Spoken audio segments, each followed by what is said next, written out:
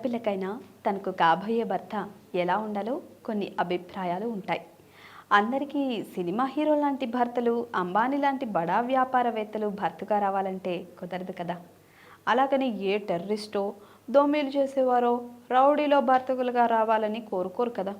అయితే వచ్చేవాడు మంచివాడో చెడ్డవాడో అంచనా వేయడం కూడా కష్టమే. అందుకే ఆడపిల్లలు తమకు మంచి భర్త రావాలని ఆ దేవుడిని వేడుకుంటూ ఉంటారు. కొంతమంది పూజలు వ్రతాలు చేస్తూ ఉంటారు. తనను బాగా చూసుకునే భర్త జీవితంలోకి రావాలంటే ఏం చేయాలి, ఎప్పుడు ఏ సమయంలో ఎలాంటి వ్రతం చేయాలి ఇప్పుడు చూద్దాం. తాను కోరుకున్నవాడు భర్తగా రావాలని ప్రతి అమ్మాయి కోరుకుంటుంది. ఇది దేవుళ్ళకేమీ మినహాయింపు కాదు. పార్వతీదేవి మహాశివుని కోసం ఎన్నో ఏళ్ళు ఘోరంగా తపస్సు చేస్తుంది. శ్మశానవాసుడిని ఏరి కోరి వివాహం చేసుకుంటుంది. శివపురాణం ప్రకారం ఈ వేడుక మహాశివరాత్రి రోజున జరిగింది. ఆ రోజున శివశక్తిని ఆరాధించడం ద్వారా కోరికలన్నీ నెరవేరుతాయని ఓ నమ్మకం. పెళ్లి కాని అమ్మాయిలు శివరాత్రి రోజున ఉపవాసం ఉండి వ్రతాన్ని ఆచరించాలి. ఇలా చేయడం వల్ల నచ్చిన వరుడు జీవితంలోకి వస్తాడు.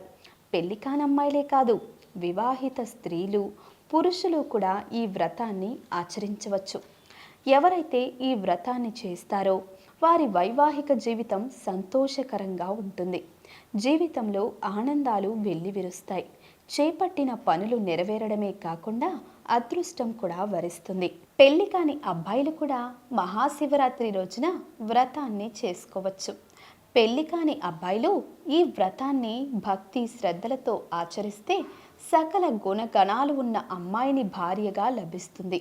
దేశంలో పెళ్లి కాకుండా ఎందరో అబ్బాయిలు మిగిలిపోతున్నారు. ఇదే మంచి తరుణం అనుకుని భక్తి శ్రద్ధలతో శివ వ్రతాన్ని ఆచరించి మంచి వధువును భార్యగా పొందాలని పెద్దలు చెప్తున్నారు. శివరాత్రి రోజున సూర్యోదయం కంటే ముందే నిద్రలేచి శుచిగా స్నానం చేసి ఉపవాస దీక్షను చేపట్టాలి. మహాదేవుడిని చెరుకు రసం, పచ్చిపాలు, స్వచ్ఛమైన నెయ్యితో శివలింగాన్ని అభిషేకించాలి.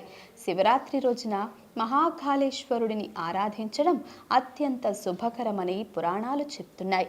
మహాశివరాత్రి రోజున వ్రతాన్ని ఆచరించడం ద్వారా మనిషి అకాల మరణ భయం నుండి విముక్తుడు అవుతాడు, వ్యాధుల నుంచి రక్షించబడతాడు అని భక్తుల విశ్వాసం. Please subscribe to the channel and download the Politicos app from the links in the description.